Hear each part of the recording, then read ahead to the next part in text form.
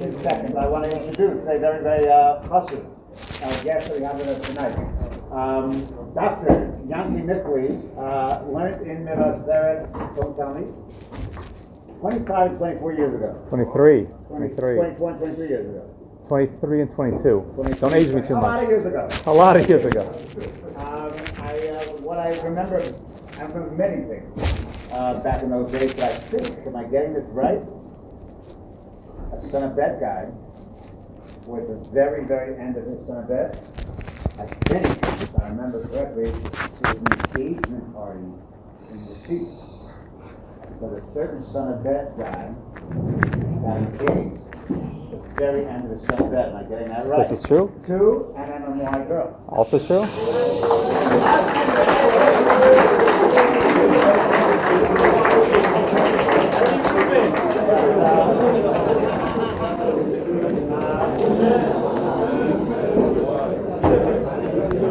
Dr. Nickley has many, many other claims to fame as well. And one of we started to reconnect over the past couple of years, after many, many years of once in a while we touch base. But Dr. Nickley, as is absolutely correct, made Aliyah. How long did you make Aliyah? 5 years. 5 years ago. And has a love and a passion.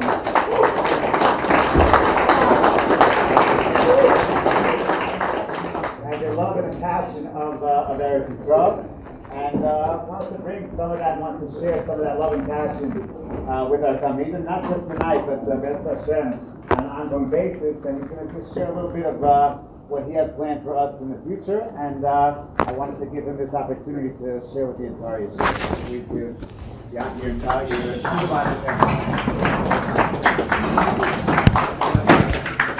Thank you, Rebbe.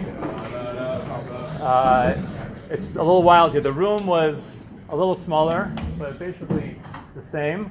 I was telling Rebbe a few minutes ago, I felt like I was here, it was 1998, a long time ago. It was my Shana Aleph, and the guys look exactly the same that they did 23 years ago. Same, everything. You could just put a different name to a different guy. We look different. We look very different, yes. We aged, you guys say exactly the same. But yeah, it's a little crazy. I did get engaged to an MMY girl. This is true. I'm told that the MMY now is like don't even try. They're way above our league. No? Not true. Okay. We don't okay. even try because we got our hot sites bigger and better. Okay, we're not gonna go. I'm not gonna. Okay. Good. But yeah, I did have my engagement party right here in Yeshiva. It was kind of wild. We were the second MMY Mevaseret couple. Ori Polachowski and Mayor Polachowski. Yes, we were there yesterday. Oh, very nice. So yes, so they're number one, we're number two. We get forgotten because we're the forgotten number two. Everyone cares about number one. Anyway, so thank you for the warm welcome. What I'd like to speak about tonight is Israel is one, but more about Jewish history. And it was probably the most exciting subject when you're growing up in high school. Jewish history is the class you couldn't miss. You had to go. No, not so much. No, Jewish history is usually very boring because it's just a bunch of facts and dates, and okay, it's just fine. It is what it is. But my perspective on Jewish history changed a little bit my first trip to Israel. I was 15 years old the first time I came here.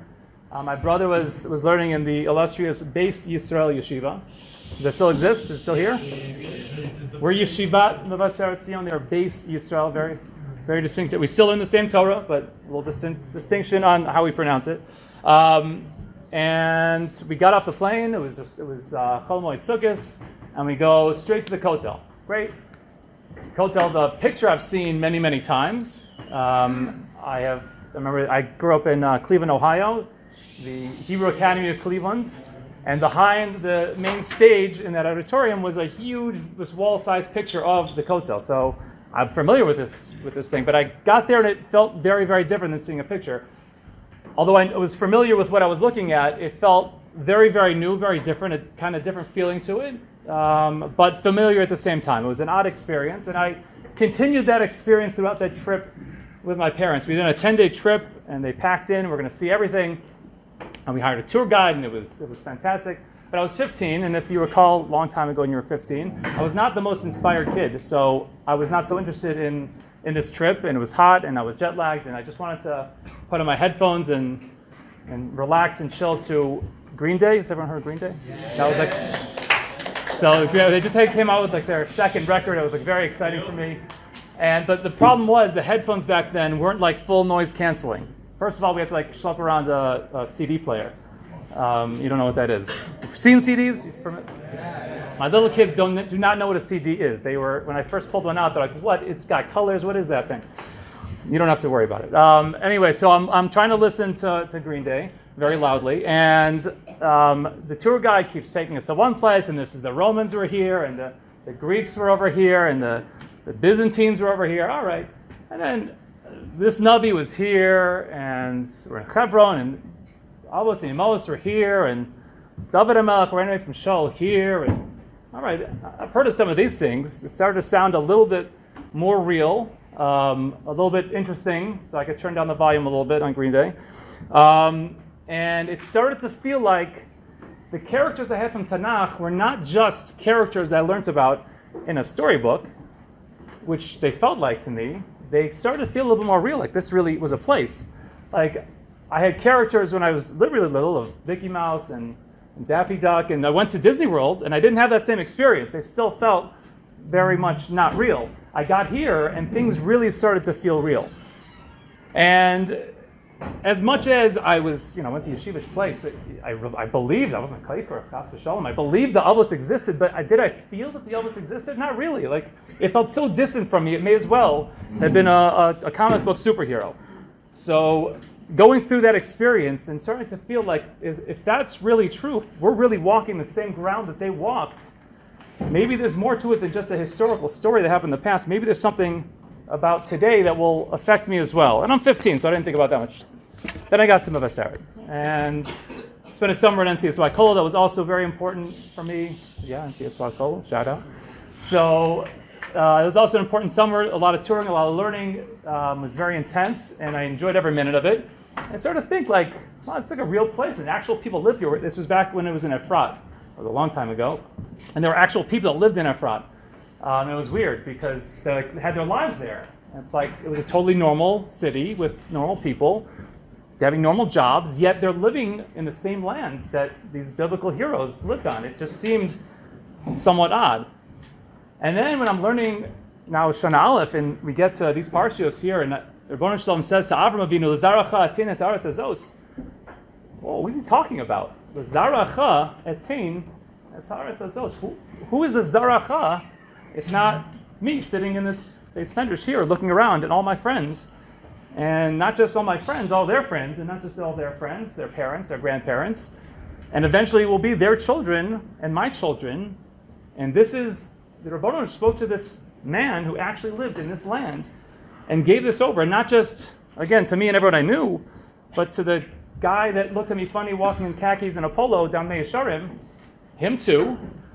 The guy in Tel Aviv that I could swear he wasn't Jewish, him too. The Satmar Jew that didn't believe in the state of Israel, him. The Dati Leumi Jew that believed in nothing but the state of Israel, him too. The Chardalnik, every Jew you can imagine, and every Jew that doesn't identify as a Jew, them too. This land was given to those people and to us. That was starting to really shake me a little bit. I had no plans on making Aliyah. I was dating a girl. Spoiler, I dated her before she was in MMY. That's how I stepped up. And I was planning on moving. I grew up in Cleveland. I was planning on moving back to Cleveland. But this was like jarring for me. What was going to be? How do I just ignore this now? Like if this is real, and Jewish history is not about just the past, but it's actually about what I'm doing today, how do I reconcile that? And again, history very different of our history as Am Yisrael than history of the world, because we all learned about history of the world. You all took history classes in school, and we learned about the ancient Greeks, and those people existed, and they had a civilization. They stood for something, and that something ended, and those people don't exist anymore. There are Greek people who live in the country of Greece, but they have no connection to the ancient Greece. Same with Romans, same with every other country, basically. The people live in those countries, but they have no ties to the people who preceded them. Aside from like the Aztecs and the Mayans, like all these random civilizations that just completely disappeared, we are still here. And I started looking, what is the precedent? Like who else shares this? The answer is nobody.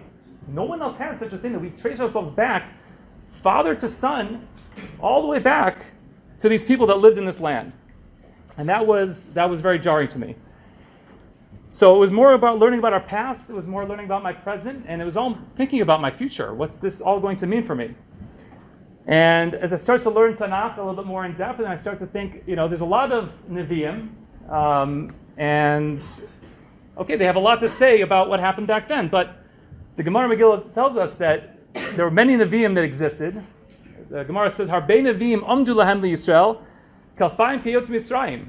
There was twice as many Nevi'im that were Jews that left Mitzrayim. So let's conservatively say how many Jews left Mitzrayim? 600,000 approximately men between the ages of 20 and 60. Okay, let's leave that as the most conservative number. So it's 600,000 times 2. So about 1.2 million Nevi'im that existed in this land that were giving on Nevuah. That's very intense. But those were not recorded. The only ones that were recorded for eternity were El Nevuah Shehutzrachel Doros. Only the Nevuahs that were needed for the future generations, Nichtava, those were written down. V'shelo Hutzrachel lo Nichtava, those were not. So the Nevuahs that were given so many thousands of years ago by people that for a long time I felt completely disjointed to, but now I'm starting to feel like these are really my people. They're giving over not just for a historical event, they're giving over for my future. And that was a big turning point for me.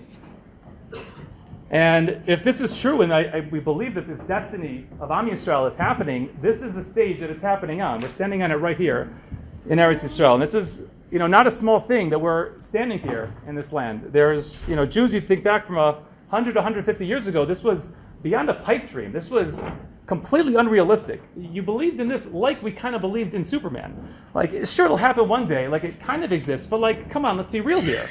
And many Jewish communities took a turn and said, you know what, Yerushalayim is a thing for, as a historic idea. It's got nothing to do with me. The Jewish community in Germany, the Reform Jews said, Germany's our new Yerushalayim. We don't identify with that past at all. We have our own presence and future. We're completely disconnected. Unfortunately, did not end well there. And the Jews in the Korban Bayesheni, they couldn't imagine how a Jewish people could exist and survive without a homeland. How are you going to kick a nation out of a land and tell them to exist as a nation, spread out all over the world? This is before, not Facebook, no one uses Facebook anymore. Instagram is the biggest thing, but whatever. No WhatsApp. How can you communicate with everybody and keep everyone connected to each other as a nation without a land? No other country could do it with a land. We're going to try it without a land? That makes no sense. It's never going to work. Yet here we sit today. And 2,000 years later, Jews started coming home. It's like you couldn't believe that this Nevuah actually started to happen. And to think what happened, what was going on in this land during this long 2,000-year Golus, there was always a small number of Jews that existed. And there were times when there were a few more, a few less, but very, very small in number, as the Tochacha says will happen. And you'll continue to live outside the land of Israel, again, small in number, and persecuted, yet still somehow remaining a nation connected to each other. But again, not much was going on here. So look at this land and say, we're going to build something here of a future. It could only be that, HaKadosh Baruch Hu drops it out of Shamayim and it just magically appears. And that kind of feels like what's going on here. But the famous historian Mark Twain did a trip in the land of Israel, or the Holy Land we called back then, in 1867. Right? So we're not going back that far, about 150 years ago. And he describes what he saw there. And it was called Palestine. We'll discuss where that term comes from, but for now we'll just take it as is. Palestine is desolate and unlovely. And why should it be otherwise? Can the curse of the deity beautify a land?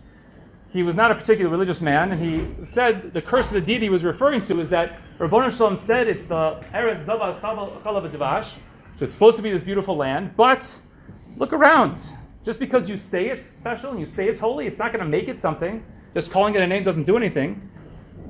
Palestine is no more of this workday world. It's got nothing to do with today.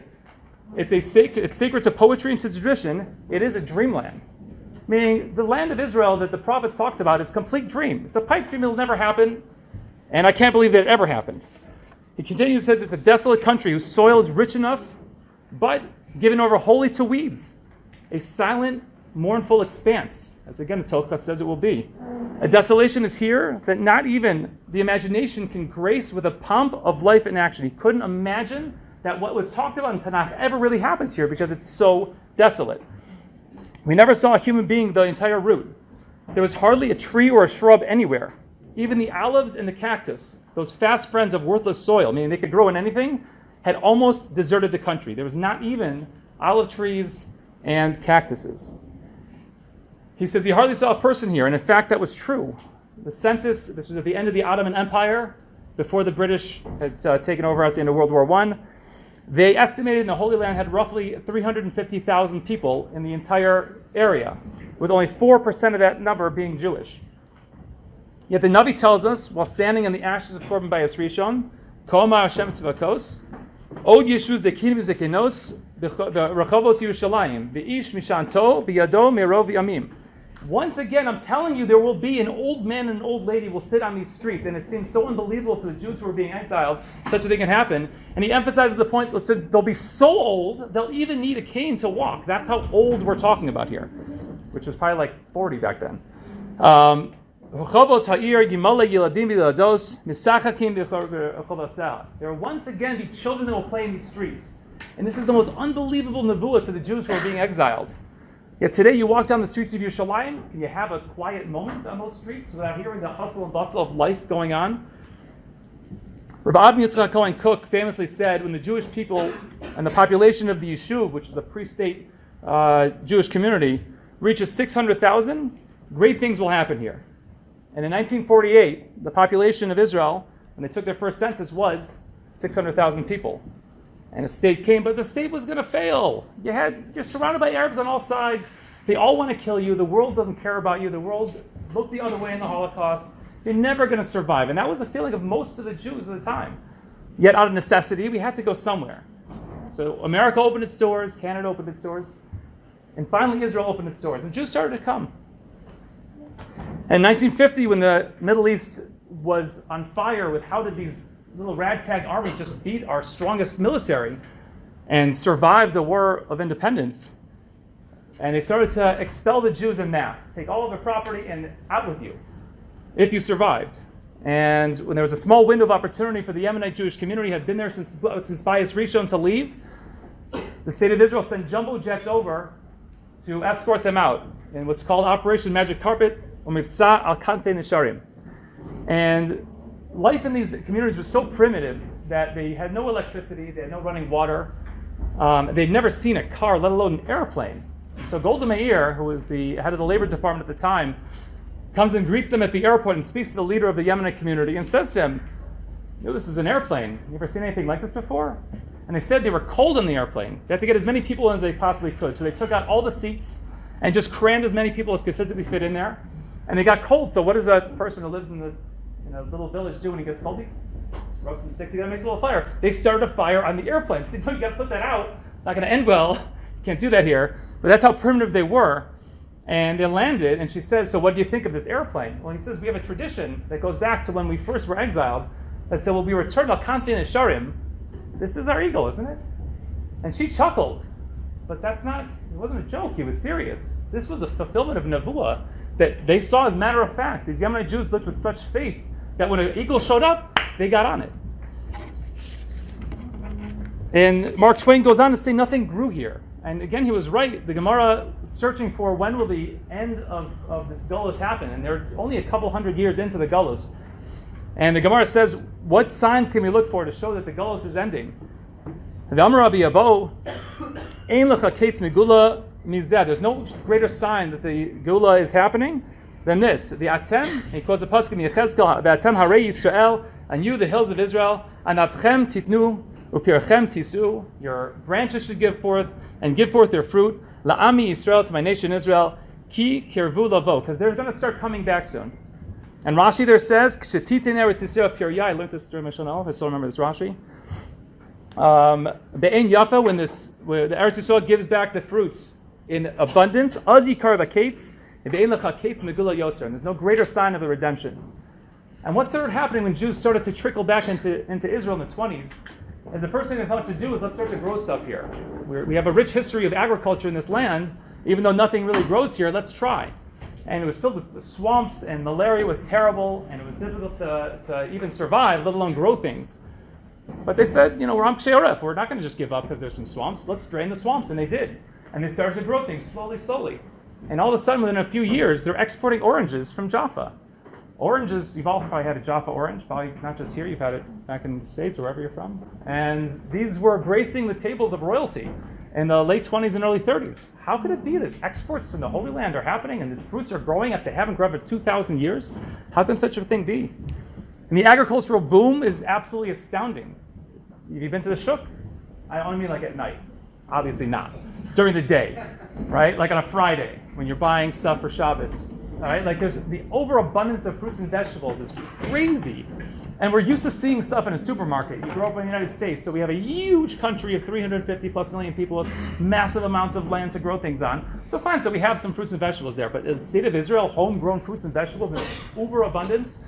Fruits and vegetables I've never heard of before. It's like a new shechianu every Shabbos if you want. Some of the fruits are weird, so we don't. But anyway, you have plenty. It's unbelievable. In a country that just a few years ago was starving. And this is all being grown in the desert.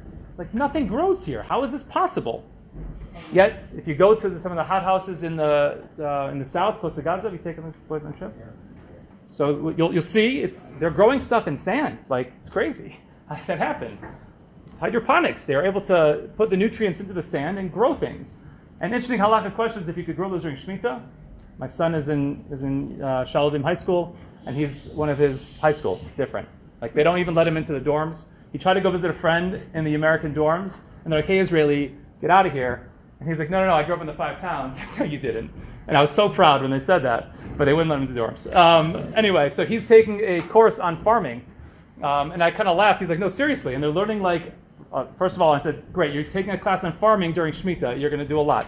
He says, no, we're doing lots of stuff on learning about how the farming works, and we're eventually going to do, and we do some hydroponics because that's mutter during Shemitah. It's unbelievable. Drip irrigation, they figured out, we're a desert, we have very little water. How are we going to get enough water to these crops? It's a precious commodity. So they figured out to the drop how much each plant needs to be able to give the nourishment just enough and not waste any water.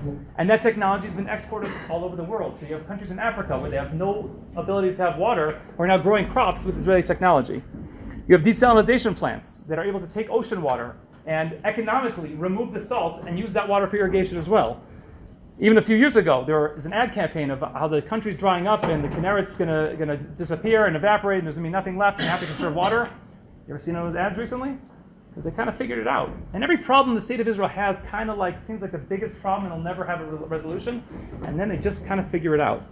You know, McDonald's even asked, they wanted a certain size tomato to fit over their hamburgers. So they spoke to one of these Israeli technology companies and said, can you make us this specific shape? Sure. And they sold them the rights to the patent for a price. Worked out well for everybody. Aroma, the cafe, wanted a tomato that didn't have quite as much liquid because they didn't like when they cut the tomato in the morning and they put it on your sandwich. By lunchtime, it was soggy. They said, could you make a better tomato? They said, sure. And they did. Now you have not soggy sandwiches. Great. Just small things and big things. Unbelievable. The high-tech boom that goes on in this country. High-tech wasn't a thing 20 years ago. And now Silicon Valley was just starting, and now it's suddenly becoming a massive industry. You know, tourists are not able to come in because of Corona, that's true. But if the economy really depended on tourism, tourists would be here. The problem is Israel makes so much money from the high-tech sector, they don't need tourists anymore. It's just not a thing. They want tourists to come, great, but they don't need tourists for their money anymore. We jokingly say there will be a day when Mishulachim will be coming from the United States to Israel to start collecting money. Maybe. Israel, again, the venture capital funds that come in is just unbelievable. They're number 2 in the world. No other country in the world other than the United States are people investing more money into than the state of Israel. That's insane. There's over 100 companies now that are valued at over $1 billion that are here in Israel. How does such a thing happen? Where is this overabundance of growth? The Navi tells us, Ki mitzion tetzei Torah. Everything will come from Zion. It's all going to come from here. Don't worry. Torah learning certainly, and there's more Torah learning going on now than there's ever been in the history of the world. And that all emanates from this country. Every yeshiva all over the world has some ties to their people who are learning in it or running it. Generally, we're educated in Israel. So where does it take us now? You know, you walk down the streets, you see it's just building and building and building. The city I live in today is Modi'in. Modi'in didn't exist 20 years ago, just wasn't a thing. I had a friend in Shalavim, say, where's Shalavim? They're like the middle of nowhere. How do you get there? You take a bus to a bus, and you get. Now it's like, oh, it's next to Modi'in, no problem. It didn't exist. There's 90,000 people that live there today. They just approved housing for another, in 10 years, they want 220,000 people to live in the city. Where are all these people coming from? But they're just coming. And housing is insane. I can't buy a house in Modi'in because it's so expensive. So buy early. So again, something big is happening here. And I just close with one of the first real realizations that we're crossing over not just survival mode, which was 1948 to about 1967, but 1967 was sort of a resurgence of Jewish pride. This land, we may actually make it as a country. And a former member of Knesset, Hanan Porat, who was a paratrooper that liberated the old city of Yerushalayim in 1967. He was asked to reminisce and tell you some of the stories of what he saw then. And he says to us, the young men who were fighting, and I think to most everyone at the time, the war began in the shadows of the Holocaust, etched in our minds. There was a sense in the air, this resolve that we would not be another Holocaust. If 20 years before we were taken like sheep to the slaughter, it would not happen again. But as the war progressed, however, something very special occurred. And in response, our perspective began to change. At some point, this change in perspective took place, and suddenly, we were not fighting a war for survival, but a war of redemption.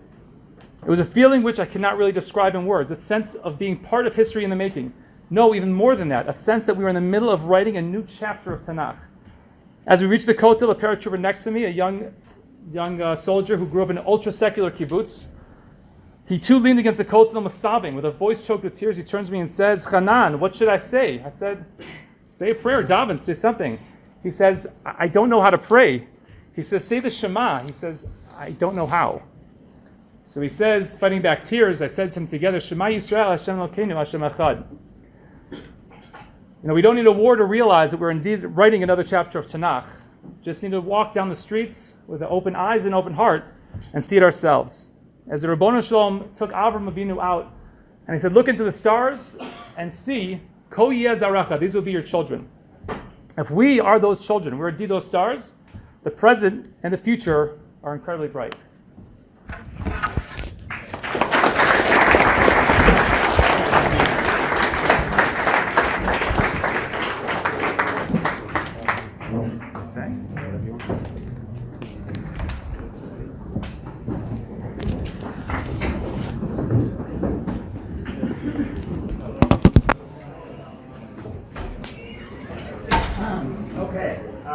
I'm going to be brief, relatively brief. And we're going to hear from Alicia Bound also tonight. Am I right? Okay, so first of all, big shout out to Dr. Vicky. Thank you so much.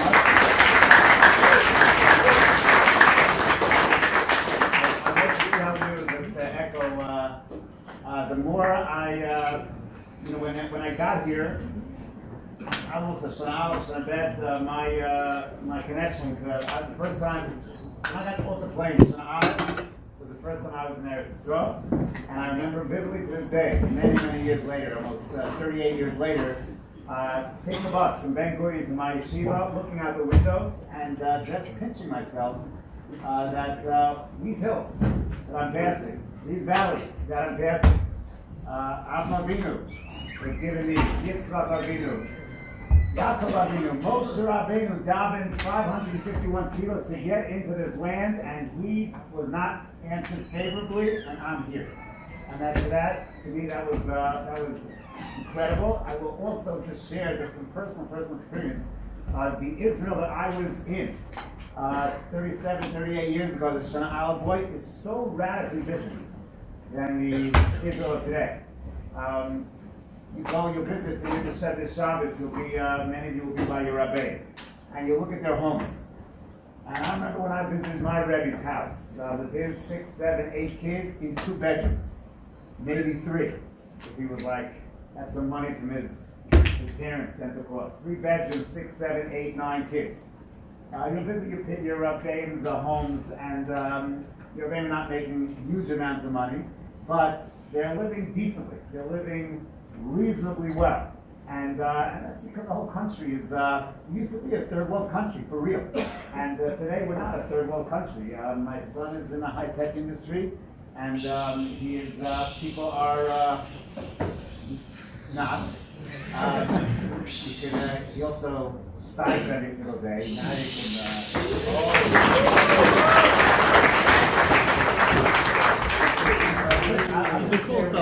Back in the day, it used to be like, the real sacrifice of making Aliyah Parnasa was such a big issue, such a big blockage. Today, Baruch Hashem, people are flourishing in Eretz Yisrael, and the schus, and the mamish schus of being able to live here. It is something that I know Dr. Nippert does not take for granted, and I, made Aliyah in 1995, and 26 years later, I too do not take it for granted. So you should all be zeikah and realize that whether it's going to be you, or your children, or your grandchildren, or your great-grandchildren, I don't know exactly who it's going to be, but the destiny of your families is not in Kuslan. It's not on the East Coast, West Coast, England, or Chile. It is in Eretz Yisrael, and it'll be your choice at some point, whether it's going to be you or your kids or your grandkids. But the destiny of the Jewish people is here in Eretz.